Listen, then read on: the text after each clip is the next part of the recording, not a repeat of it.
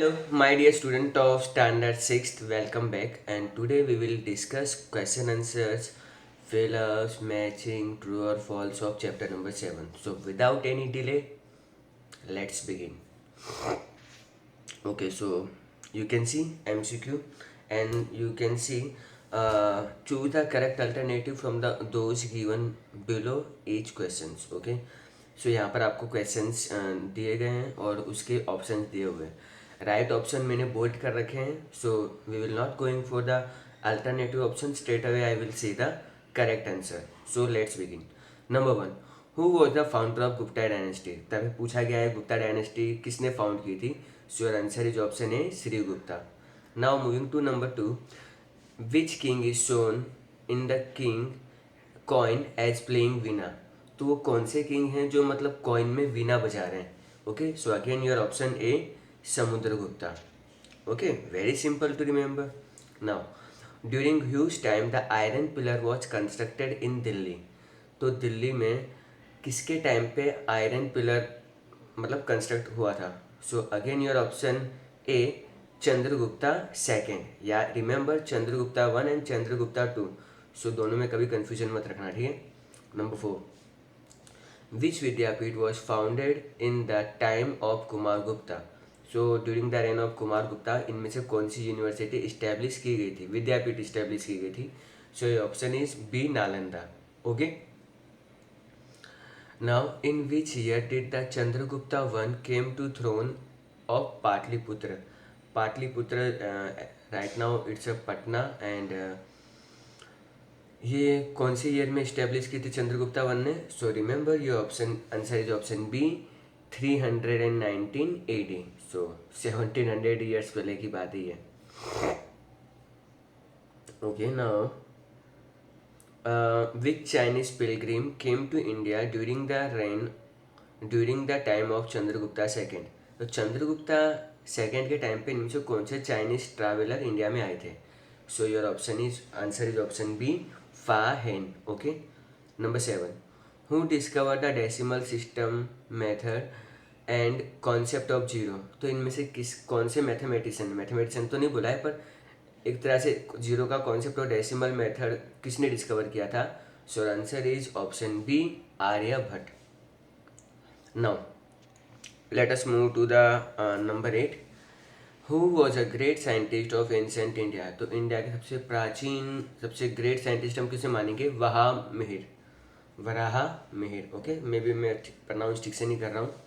Number 9, what was the district call in the administration of the Guptas empire. हम तो आज जो डिस्ट्रिक्ट बोलते हैं तो गुप्ता के टाइम पे उसे क्या बोलते थे, उसे कहते थे विषय. ठीक है.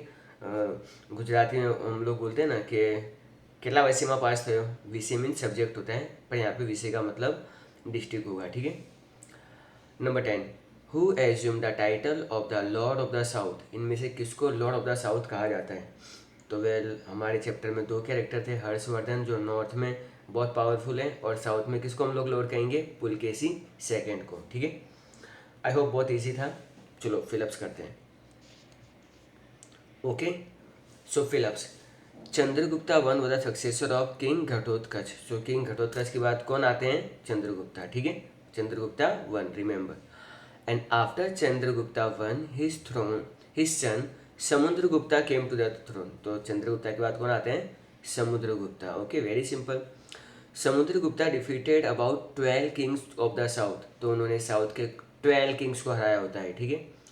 Samudragupta is shown playing Veena on one coin. ये तो रिपीट हो रहा है. ओके, एमसीक्यू में भी था.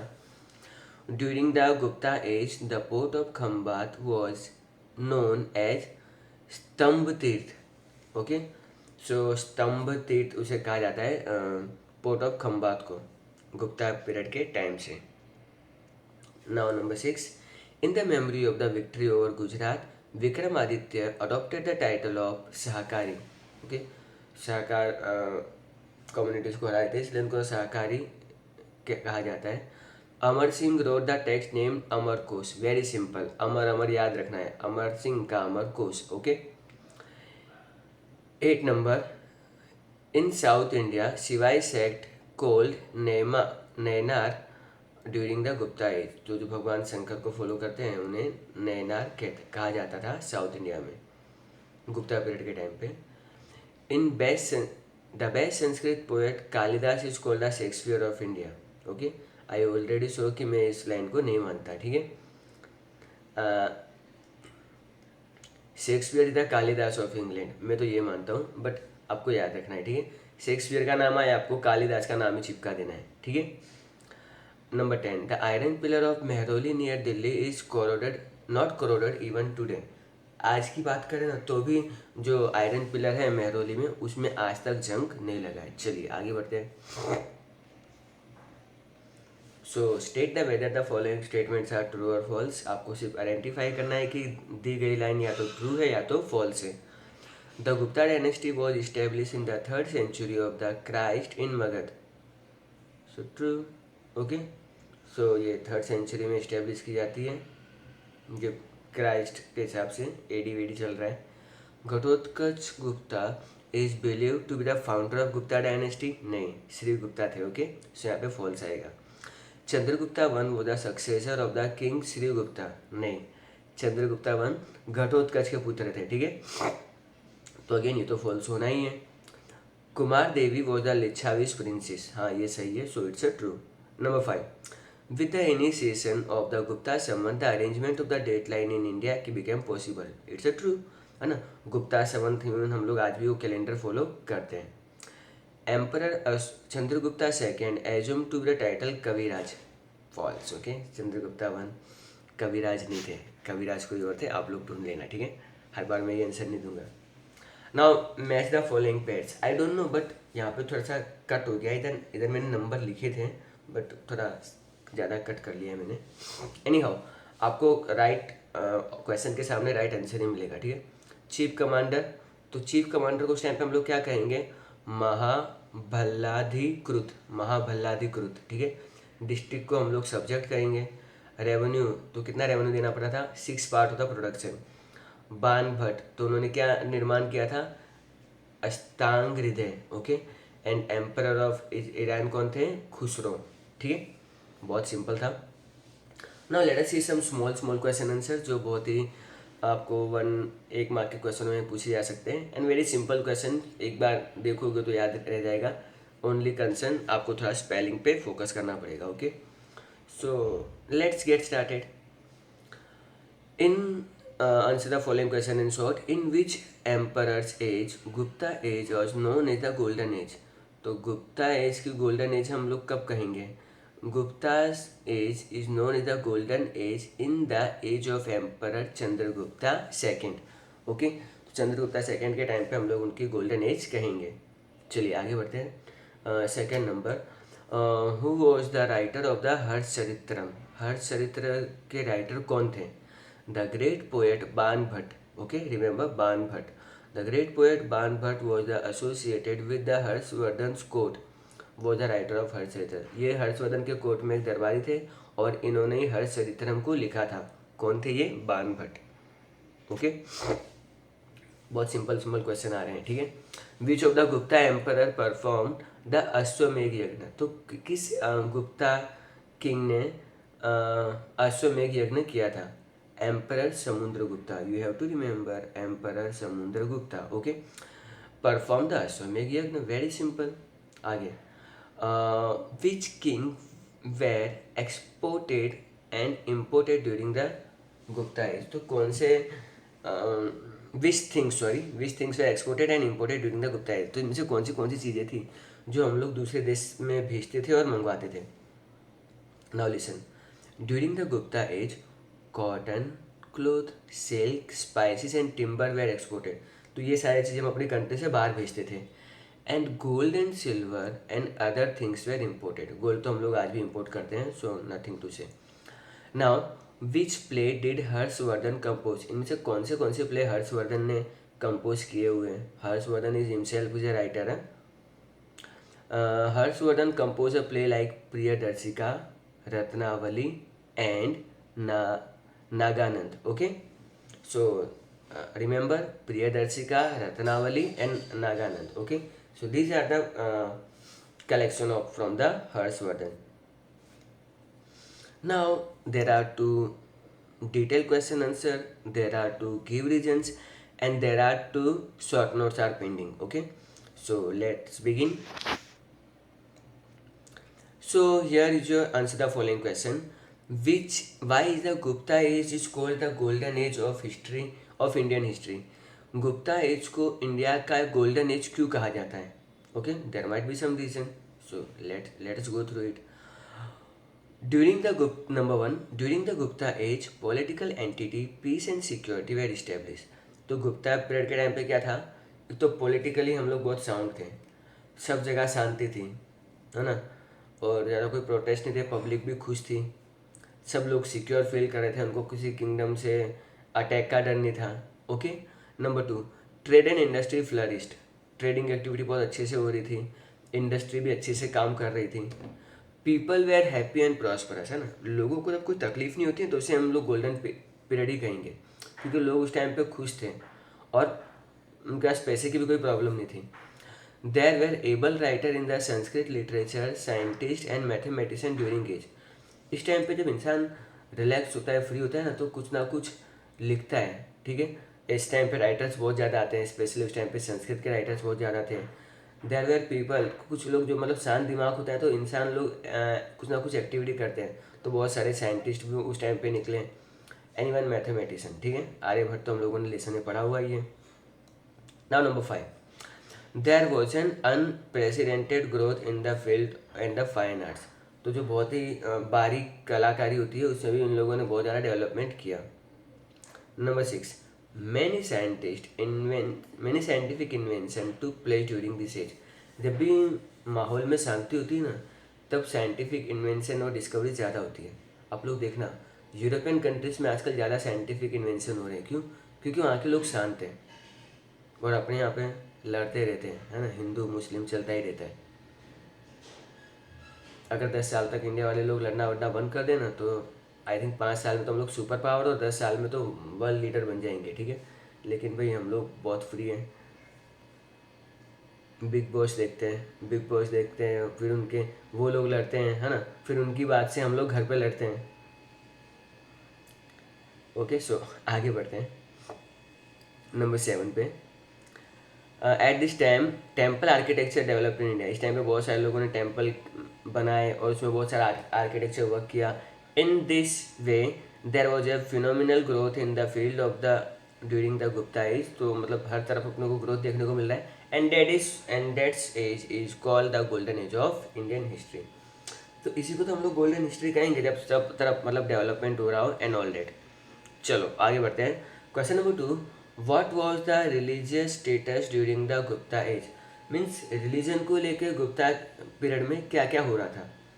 ओके, रिलीजन यानी हिंदू, मानो उस टाइम में मुस्लिम तो एग्जिस्ट करता नहीं था, क्रिश्चियनिटी भी इंडिया में आई नहीं थी. सो मेनली 3 ही रिलीजन थे, हिंदू, बुद्ध एंड जैनिज्म. ओके, लेकिन उस टाइम पे क्या सिनारियो था, that we have to suppose to discuss.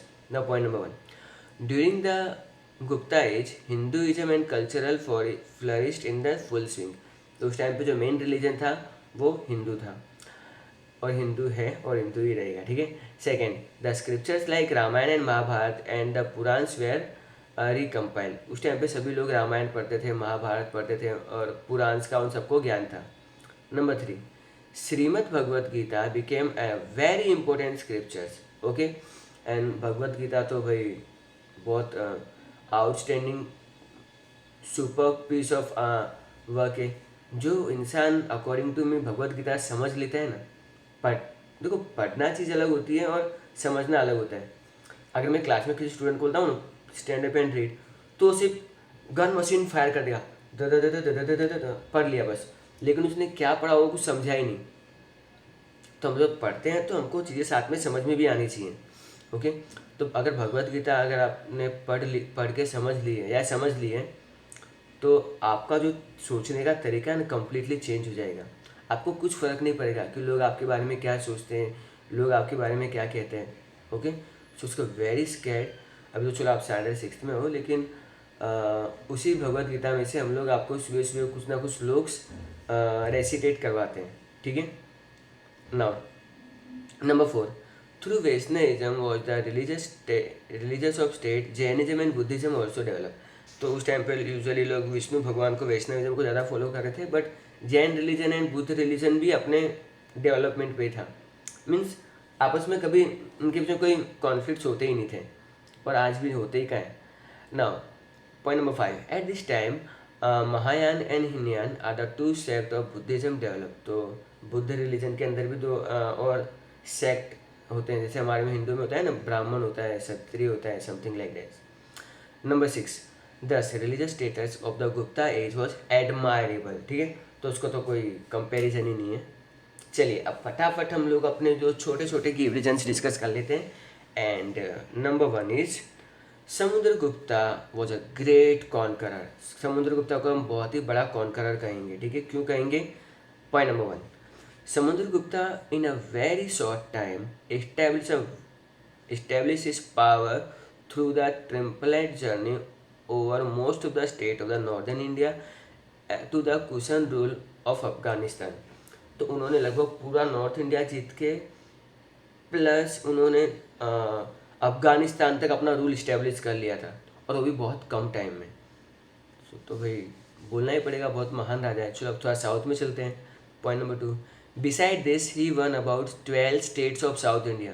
लो अब साउथ इंडिया भी उन्होंने कवर कर लिया. ओके, सो साउथ इंडिया में 12 स्टेट्स को उन्होंने जीत लिया. दस he can be said that Samudragupta was a great conqueror. इतने सारे किंगडमों को अगर कोई जीतता है तो उसे हम लोग ग्रेट कॉन्करर ही कहेंगे. चलिए आगे पॉइंट गिविजन नंबर 2 पे चलते हैं. Vikramaditya was a brave king and a lover of literature. उसे एक बहुत बहादुर, विक्रमादित्य मीन्स कौन? चंद्रगुप्ता 2 की बात हो रही है. ओके, सो ये बहुत बहादुर किंग थे और ये लवर ऑफ लिटरेचर भी थे. Vikramaditya was a victorious king. बहुत ही मतलब पावरफुल राजा थे और हमेशा जीतते ही थे. He defeated the Shakas to the west and adopted the title Shakari. तो उन्होंने सक्या कम्युनिटी को हराया और साकारी का टाइटल गेन किया. ठीक है, thus we can say that he was a brave. चलो हमारा पहला स्टेटमेंट तो हमने प्रूव कर दिया कि वो बहुत बहादुर थे. नाउ लवर ऑफ लिटरेचर बचा हुआ है.